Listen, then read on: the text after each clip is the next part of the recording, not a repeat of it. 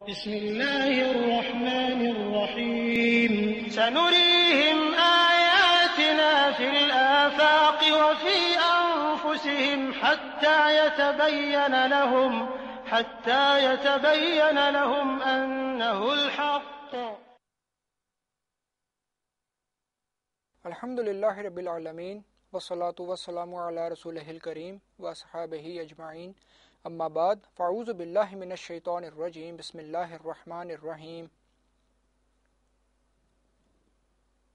یا ایہا الذین آمنوا انما الخمر والمیسر والانصاب والازلام رجس من عمل الشیطان فاجتنبوہ لعلکم تفلحون۔ صدق اللہ العظیم۔ رب اشرح لی صدری ویسر لی امری واحلل عقدۃ من لسانی یفقہوا قولی، آمین یا رب العالمین۔ محترم ناظرین، اس سے پچھلی نشست میں قرآن اور میڈیکل سائنس کے پہلے موضوع یعنی قرآن اور تخلیق انسانی پہ اپنی گفتگو مکمل کر چکا ہوں، اور پھر میں نے قرآن اور میڈیکل سائنس کے دوسرے موضوع یعنی شراب پہ اپنی گفتگو کا آغاز کیا تھا، اور یہ عرض کیا تھا کہ قرآن مجید میں شراب کی حرمت کا حکم تدریجاً نازل ہوا ہے۔ اس سلسلے کی پہلی آیت ہے سورہ بقرہ کی آیت نمبر 219، اس سلسلے کی دوسری آیت ہے سورہ نساء کی آیت نمبر 43، اور اس سلسلے کی تیسری اور آخری آیت ہے سورہ مائدہ کی آیت نمبر 90، جس میں شراب کے ساتھ ساتھ 3 اور چیزوں کو بھی شیطانی کام قرار دیا گیا، مثلا جوا، تھان اور پانسے کے تیر، ان سب کو شیطانی کام قرار دیا گیا اور ان سے بچنے کی تاکید کی گئی۔ پھر میں نے آپ کو یہ عرض کیا تھا کہ احادیث کے اندر شراب کی بڑی سختی کے ساتھ ممانعت آئی ہے، اور میں نے آپ کو سنن ابن ماجہ کی 3 احادیث کا حوالہ دیا تھا۔ پھر میں نے یہ عرض کیا تھا کہ بائبل کے اندر بھی شراب نوشی سے منع کیا گیا ہے۔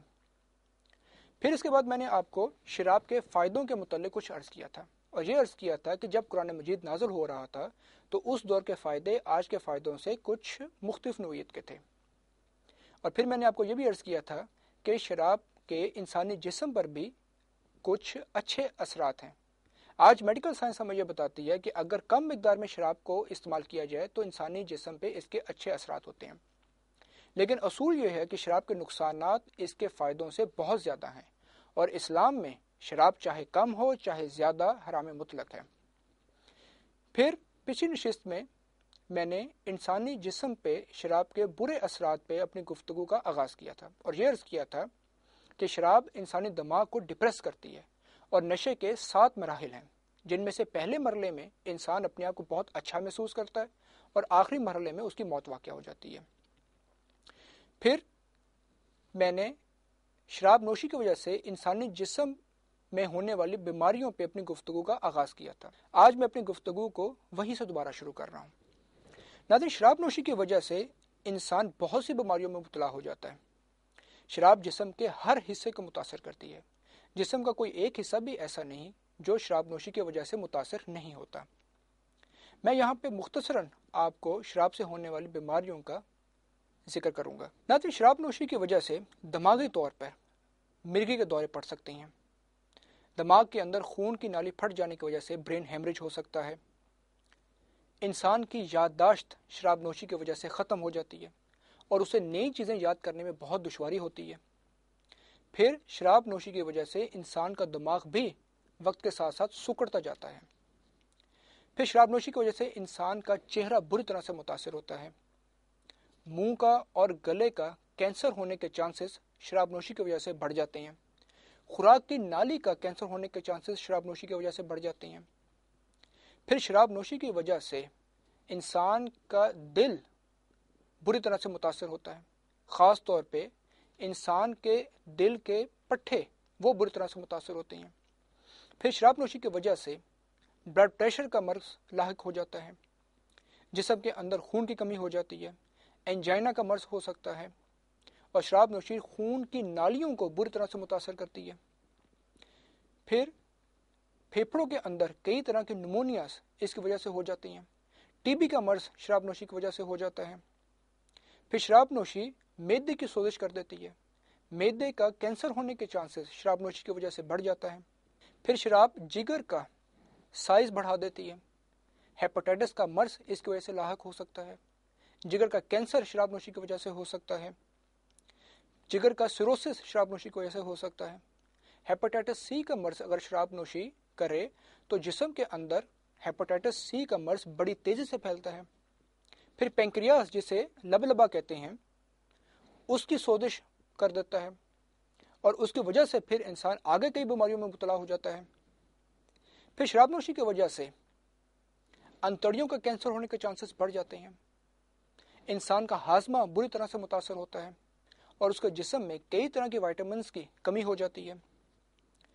پھر شراب نوشی جسم کے اندر گلوکوز کو کم کر دیتی ہے اور مرد کے جنسی جذبے میں بڑی کمی واقع ہو جاتی ہے۔ مرد کی سپرم کاؤنٹ اس کی وجہ سے کم ہو جاتی ہے اور ایڈز کا اور دوسری ایس ٹی ڈیز کا مرض لاحق ہو سکتا ہے۔ پھر شراب نوشی کی وجہ سے انسان کا حسی نظام بری طرح سے متاثر ہوتا ہے۔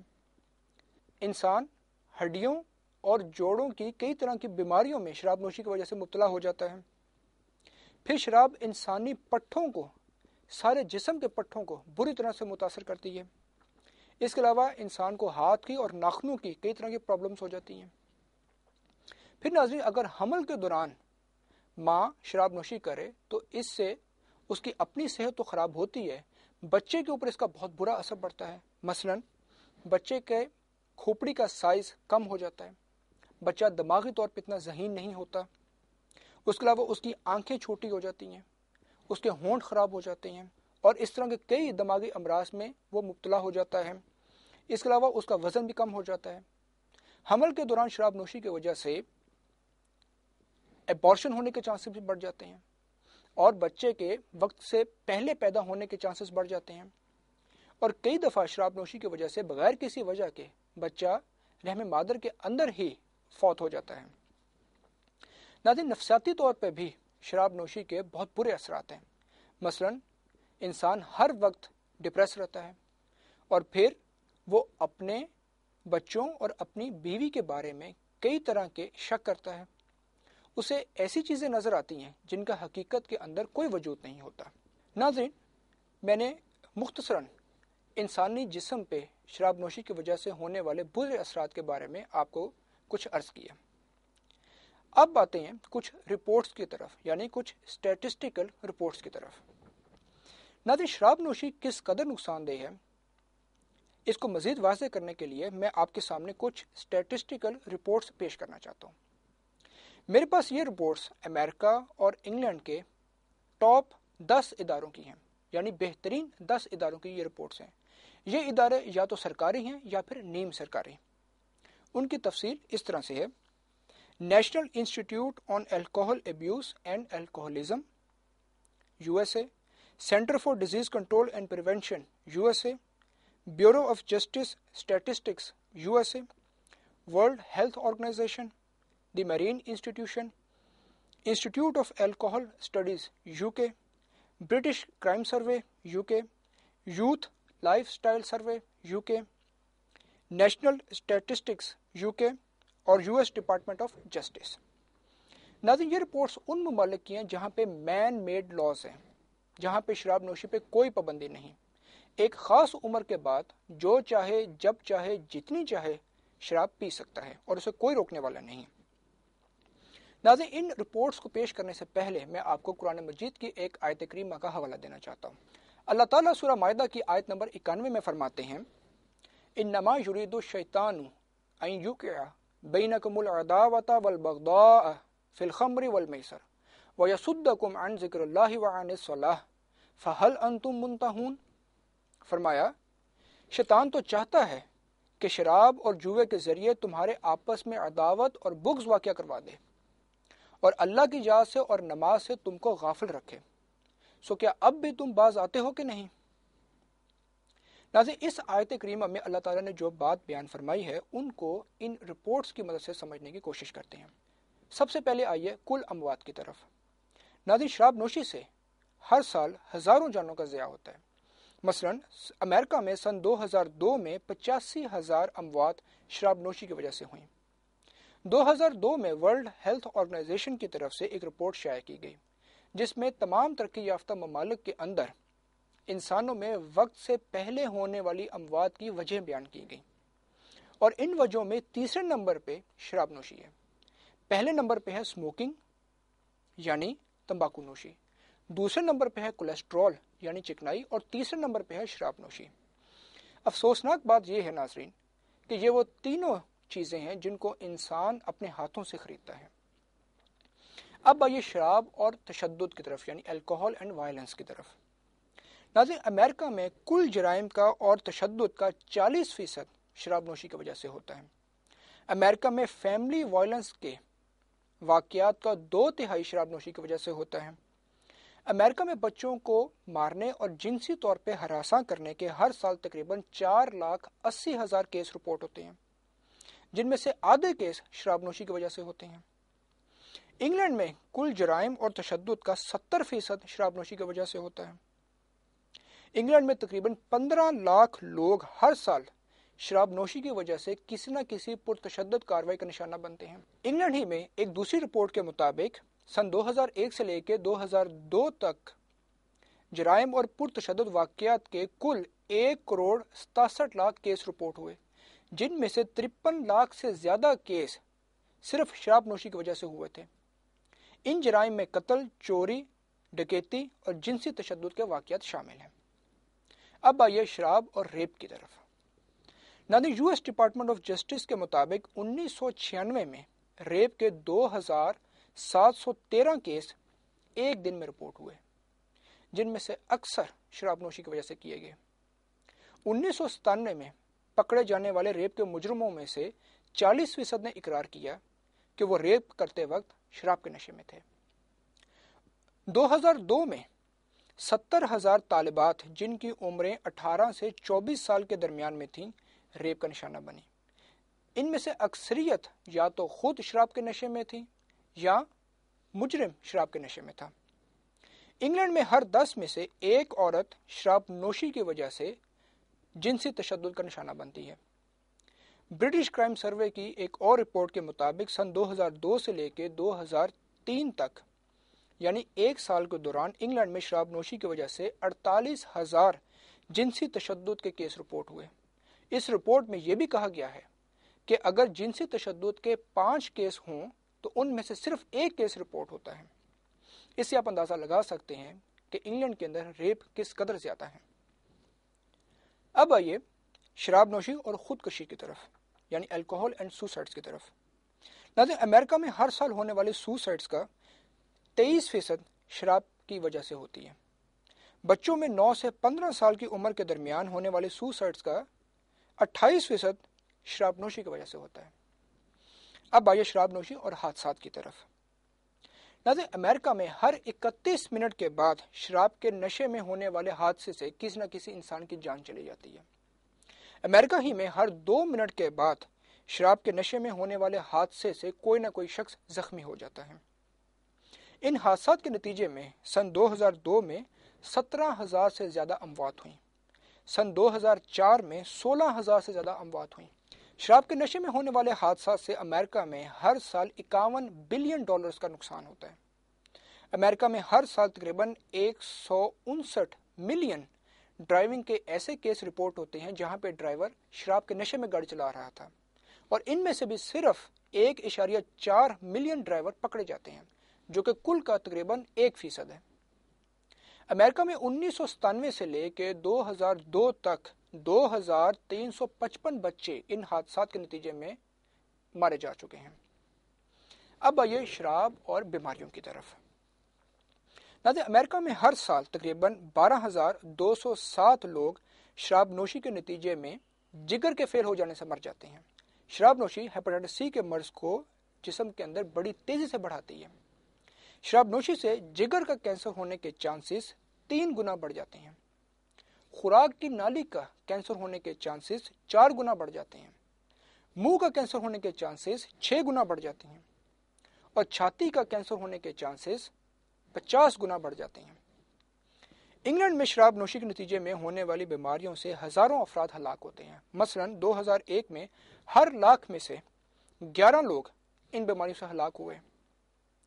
2003 میں ہر لاکھ میں سے 12 افراد ان بیماریوں سے ہلاک ہوئے، اور یہ شرح اموات آہستہ آہستہ بڑھتی جا رہی ہے، یہاں تک کہ ایک حالیہ رپورٹ کے مطابق انگلینڈ کے کئی حصوں میں ہر لاکھ میں سے 44 افراد ان بیماریوں کے نتیجے میں فوت ہوئے۔ اب آئیے شراب اور نوزائیدہ بچوں کی طرف۔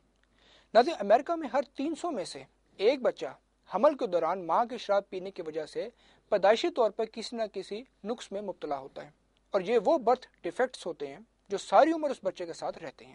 ناظرین، اب آئیے شراب، ایڈز اور STDs کی طرف۔ محترم ناظرین، مغرب میں ایڈز اور STDs کا مرض بڑی تیزی سے پھیل رہا ہے۔ 75% سے زیادہ ایڈز اور STDs کے امراض غیر محفوظ جنسی اختلاط سے پھیلتے ہیں، یعنی ان پروٹیکٹڈ سیکس سے پھیلتے ہیں۔ اس لیے اپنی نوجوان نسل کو ان بیماریوں سے بچانے کے لیے ان کے الیکٹرانک اور پرنٹ میڈیا میں محفوظ جنسی اختلاط یعنی سیف سیکس کے طریقوں کی بہت تشہیر کی جا رہی ہے۔ امریکہ میں 1998 میں صرف کالجز میں 4 لاکھ غیر محفوظ جنسی اختلاط کے کیس رپورٹ ہوئے، اور یہ سب کے سب شراب کے نشے میں ہوئے۔ رپورٹ کے مطابق اگر ایک دفعہ غیر محفوظ جنسی اختلاط کیا جائے تو اس سے ایڈز ہونے کے چانسز 1% ہوتے ہیں۔ جینیٹل ہرپیس جو کہ ایک STD ہے، اس کے ہونے کے چانسز 30% ہوتے ہیں، اور گنوریا یہ بھی ایک STD ہے، اس کے ہونے کے چانسز 50% ہوتے ہیں۔ ناظرین، اسلام کے اندر زنا گناہ کبیرہ ہے اور شریعت میں اس کی سزا مقرر ہے۔ اگر غیر شادی شدہ آدمی مرد اور عورت زنا کریں تو ان کی سزا 100 کوڑے ہے، اور اگر شادی شدہ مرد اور عورت زنا کریں تو اس کی سزا رجم ہے۔ اب آئیے شراب اور معیشت کی طرف۔ ناظرین، کسی ملک کی معیشت پر شراب نوشی بری طرح سے اثر انداز ہوتی ہے۔ صرف امریکہ میں ہر سال تقریباً $185 بلین کا نقصان ہوتا ہے، اور یہ نقصان اب آہستہ آہستہ بڑھ رہا ہے۔ مثلاً 1992 میں $246 بلین کا نقصان ہوا، 1995 میں $276 بلین کا نقصان ہوا۔ انگلینڈ میں ہر سال تقریباً 1600 ملین پاؤنڈز کا نقصان شراب نوشی کی وجہ سے ہوتا ہے۔ اب یہ شراب اور نوجوان نسل۔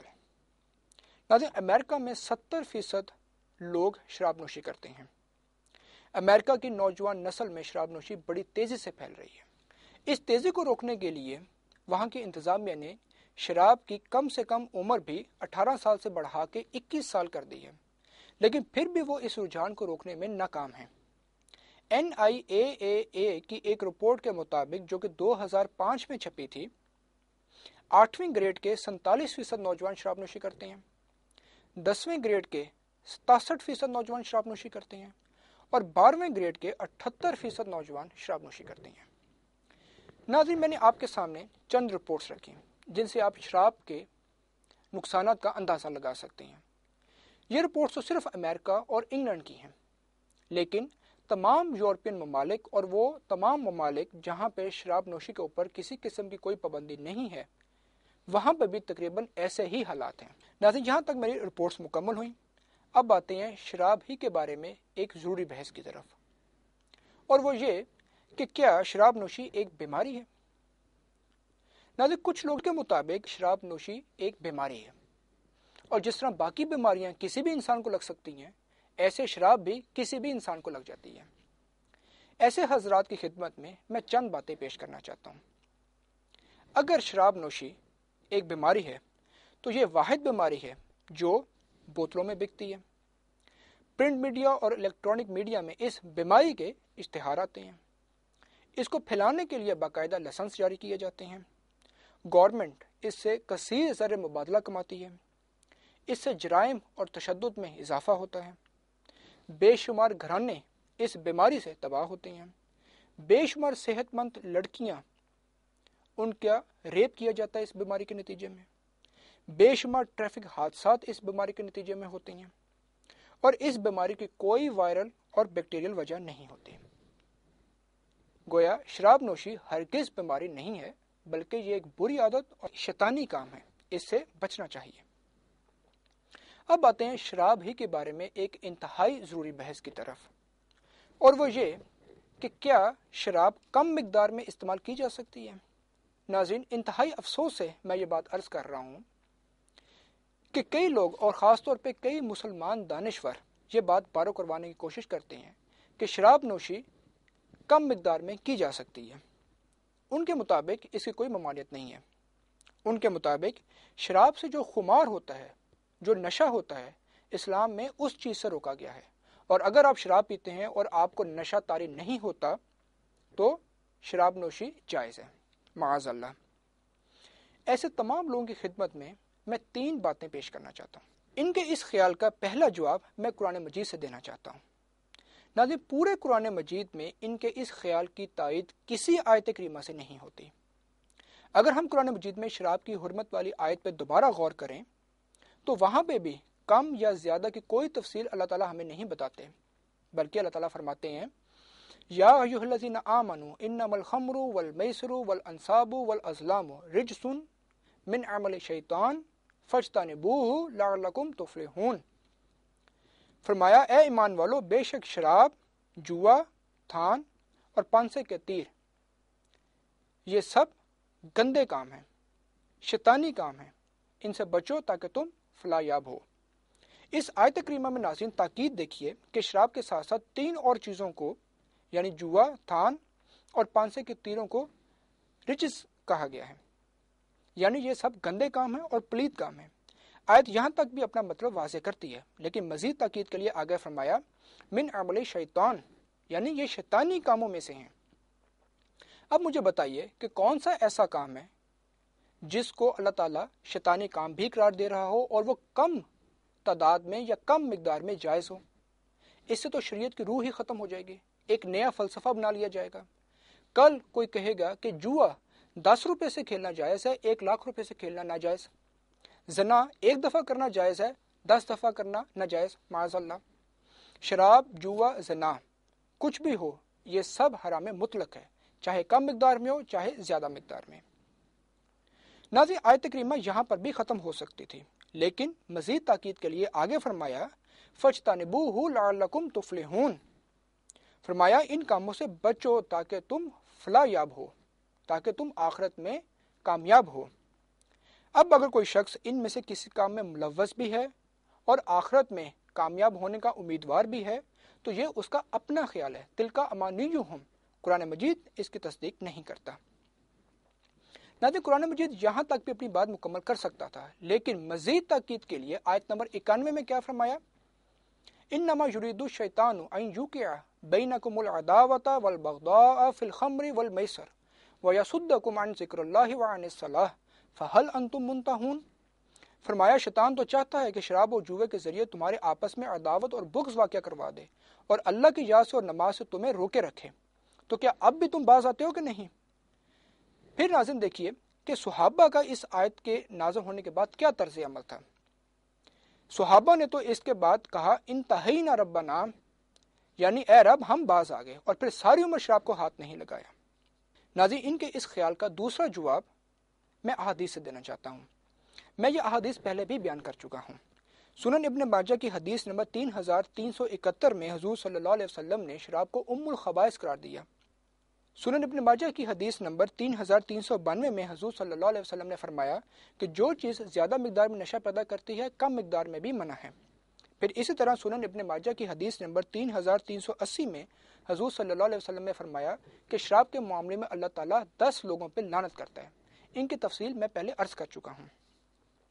ناظرین، اب مجھے بتائیے کہ قرآن، ان احادیث اور صحابہ کے طرز عمل کے بعد بھی کیا کوئی شخص کہہ سکتا ہے کہ شراب کم مقدار میں جائز ہے؟ ہرگز نہیں۔ ان کے اس خیال کا تیسرا جواب میں اسٹیٹسٹیکل رپورٹ سے دینا چاہتا ہوں۔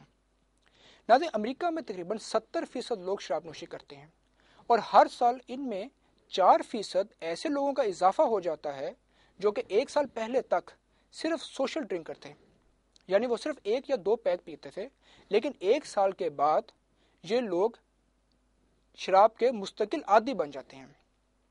ناظرین، ہوتا یہ کہ جب آدمی شراب نوشی شروع کرتا ہے تو پہلے صرف 1 یا 2 پیگ سے ہی اس کو وہ سرور حاصل ہو جاتا ہے، لیکن پھر آہستہ آہستہ اس کو وہی سرور حاصل کرنے کے لیے وہ مقدار بڑھانی پڑتی ہے،